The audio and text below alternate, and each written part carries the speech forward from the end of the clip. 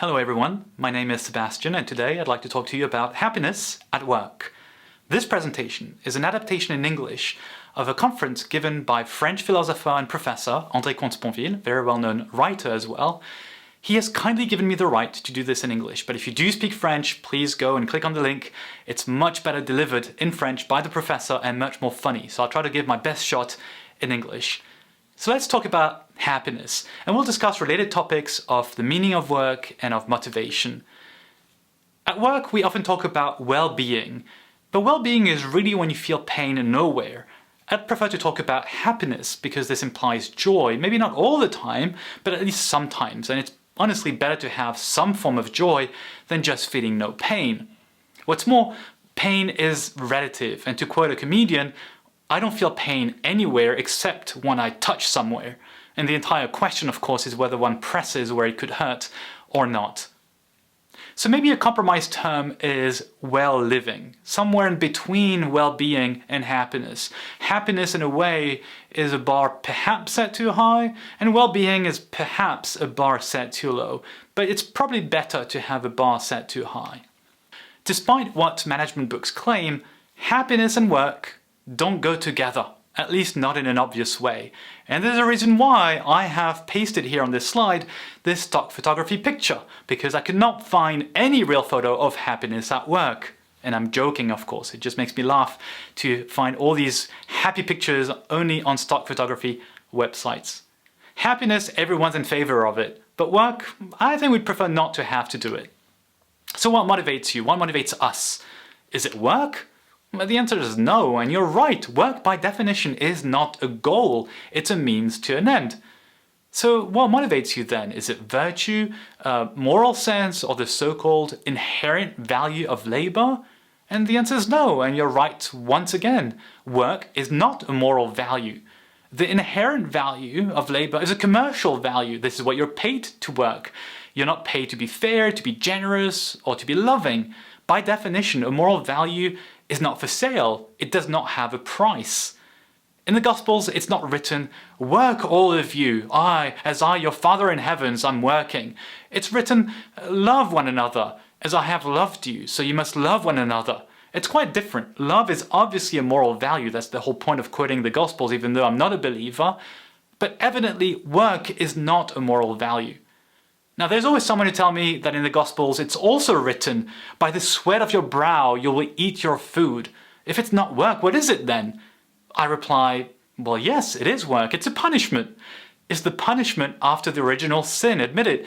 It would be quite a paradox to establish a punishment as a moral value. At that point, we might as well choose the whip or the nail as the management's coat of arms. If among you, by the way, there are some who believe that their moral value dramatically sinks when you allow yourself to take some vacation, you'll have to let me see through this, less virtue and more possible pathology instead. So what motivates you then? Is it money? Well, yes, at least partly. You don't work only because you love your manager or the company or our users. Except money never motivated anyone. Money is only a motivational tool. If you don't pay your workers, of course they won't be motivated. No question about that. By the way, it can be a bit different when you start talking about bonuses and equity, but when talking about base compensation, it never motivated anyone. Let's take the following hypothesis. If one among you would be working for their salary only, they have by definition no reason to do a little bit more than the absolute minimum to avoid getting fired. Motivation starts when you do a little bit more than the absolute minimum to avoid getting fired. We work for money, yes, but it never motivated anyone. It's not enough for motivation. But wages are defined by the market, you say. So it's not really or not completely dependent on the employer. And in this way, the employer's added value is to make sure employees stay with them, rather than finding a job elsewhere. And if employees stay, it must mean that they're finding some pleasure, some form of happiness. So we're not motivated by work, nor by morals, nor by money only. We all look for happiness. Why are we motivated to come to work then? Because we think we'll be more happy to work here than to work somewhere else. Employees are human beings, and if we Take this quote from Pascal, a French philosopher from the 17th century. Pascal said, "All men seek happiness. This is without exception. The will never takes the least step but to this object. This is the motive of every action of every man, even of those who hang themselves. This is the motive of every action of every man, even of those who hang themselves." Notice that final touch in its darkness, in its beauty. It's very much Pascal-like. But it's very true at the same time. Why? The person who commits suicide does so to avoid suffering. Avoiding to suffer when one suffers is still a way to get closer to a form of purely negative happiness, which still seems possible through the interruption of pain. We're all looking for happiness. A French novelist called Stendhal in the 19th century said, "The hunt for happiness is open every morning." Now, how can we go about that hunt? This is the question of motivation. And according to the dictionary, motivation is defined as follows. Motivation is the desire to do something. The desire to do something. So let's take an example to illustrate this. A child who doesn't want to do her maths homework. The child says, "I agree to do my maths homework if and only if you can demonstrate to me mathematically that I have to do my maths." Of course, in that case, you're in trouble, because it's not possible to demonstrate this mathematically. It's not a mathematical theorem. You cannot act on the child's intelligence, but on her desire. Here's a hypothesis. She doesn't want to do her maths homework, so you'll have to find something else than maths, something else that she desires to motivate her to do maths. For example, you could tell her, "You told me you wanted to become a doctor. Being good in maths should help you to get you there." In this way, the child doesn't want to do maths, but you're connecting this lack of desire to a desire to do medicine, to motivate her to do maths now. Now, this is the ideal scenario, of course, and it basically never happens that way. If the more likely scenario is that your child doesn't want to study anything, you're going to have to go one level down. You'll tell him, "You have to do maths to make your mom or your dad happy." You press on his desire to make you happy, to motivate him to do maths that he does not desire. And if this still doesn't work, you'll have to go one further level down and tell him, "Listen, you have to do your maths because if you get a passing grade at the next exam, I'll buy you a new smartphone." Okay, it's not great, I know, but we don't always have the choice on what to do. The child wants a new smartphone, you press on that desire to get him to do maths. Aristotle, Greek philosopher from the 4th century before Christ, desire is the only one driving force. Spinoza, the Dutch philosopher of the 17th century, said something similar centuries later. Desire is the very essence of man. In other words, we are beings, human beings of desire. This means managers are professionals of the desires of others. Those others can be customers. In that case, the professionals are professionals of the desires of customers, and they're called marketing people. These others can be employees. In that case, those professionals of the desires of employees are managers. We're not all managers, but we're all human beings, and there's no humanity without desire. The most important question is, what is desire? It's a shame that you spent so many years studying and working in your career, and never was that notion of desire covered in your studies or in your training sessions at work. I'm therefore left with this difficult task to repair your broken education, your failed career, or your training sessions in just a few minutes, so please bear with me. We'll cover two theories of desire, although there are many of those theories out there, but these two theories are probably the most important ones, Plato's and Spinoza's. Both are true, but as you'll see, they're in complete opposition. This is why our lives and our jobs are so complicated. Plato, who was Aristotle's teacher, so he's one generation before, wrote a book called The Symposium. It's a philosophical text and it talks about love. And to the question, what is love? Plato responds by a double equation. The first equation, love equals desire. He doesn't write it that way, but this is the meaning of his text. The second equation, desire is the notion of missing something or someone. What we don't have, what we are not, what we miss, those are the objects we desire and love. And this is why happiness is so often missed. A French poet called Louis Aragon actually said, "There is no happy love."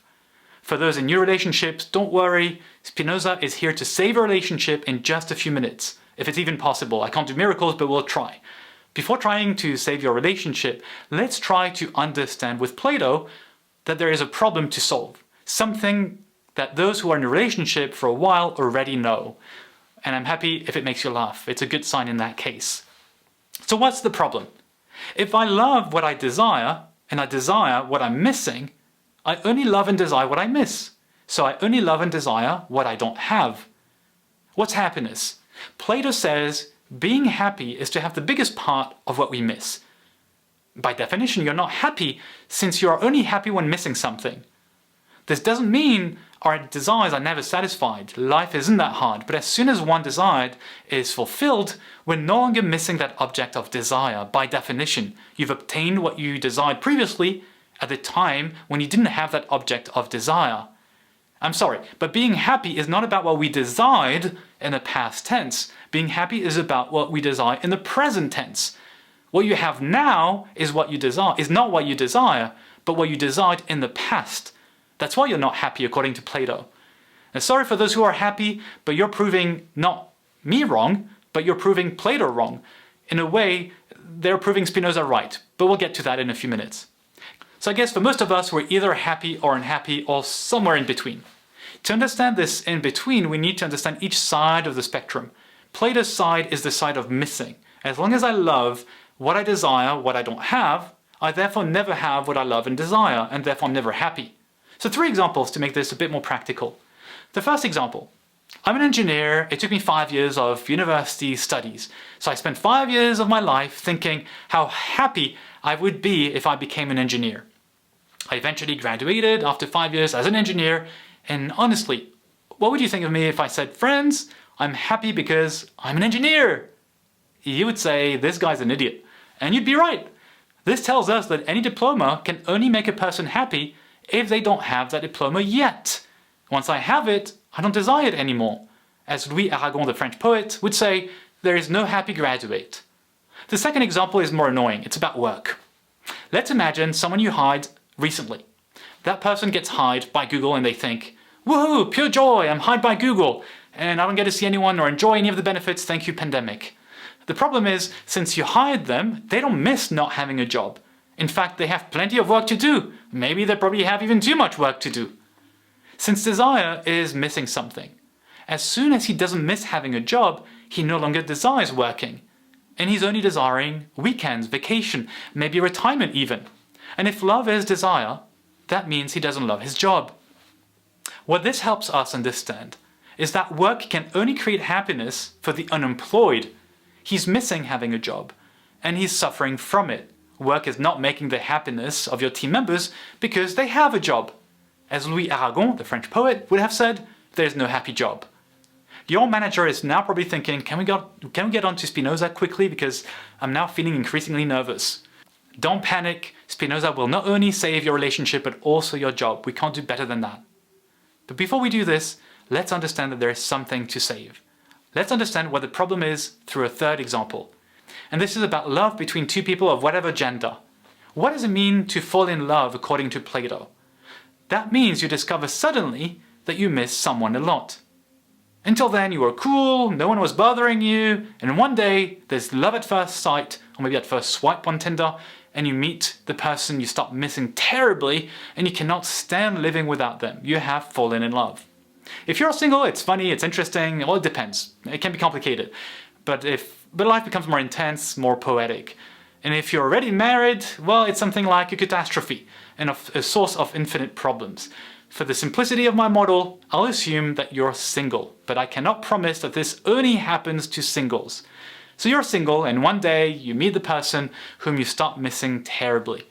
You have fallen in love. So you start to seduce them, and either you succeed or you don't. If you don't succeed, missing them becomes suffering. This is what we call a heartache.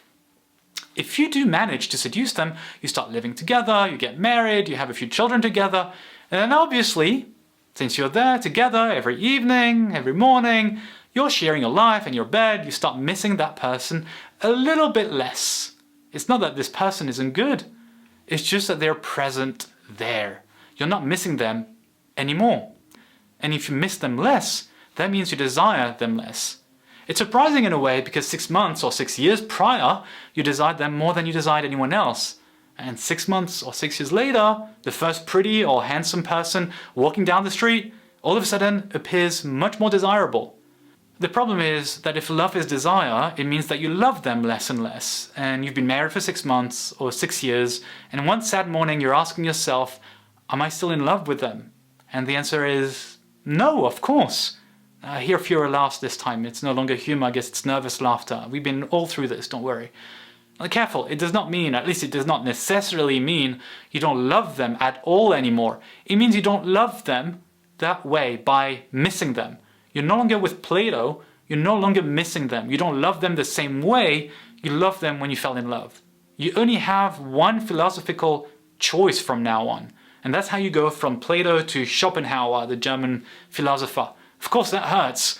For those who haven't read Schopenhauer, it's a bit like going from Aragon, the French poet, to Sylvia Plath, the American poetess who committed suicide in her 30s. So what does it mean to go from Plato to Schopenhauer?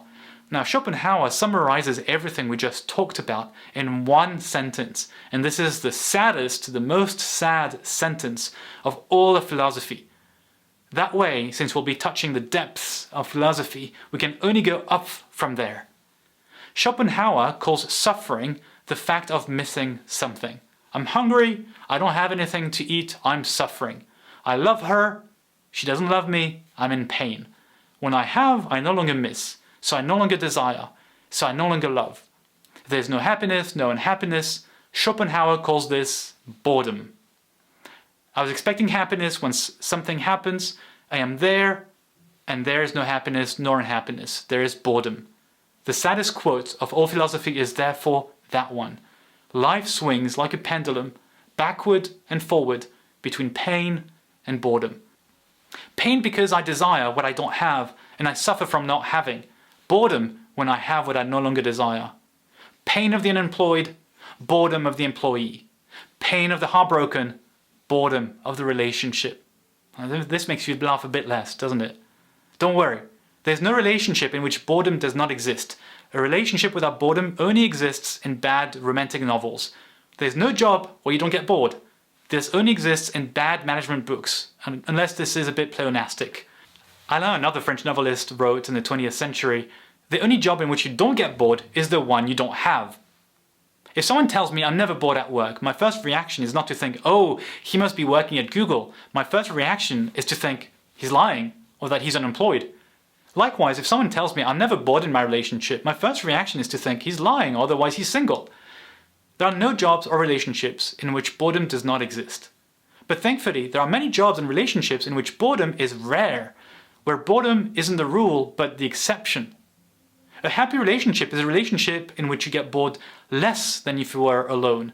It's already not that bad. A very happy relationship is a relationship in which you get bored less than if you were with anyone else. And it can then become quite delicious, trust me. A happy job is not a job in which you don't get bored. It can be a job in which you get bored less than during your vacation. It happens. It can also happen that you get bored in your job less than when you'll be retired. And this is what Plato cannot explain. Happy relationships sometimes do exist.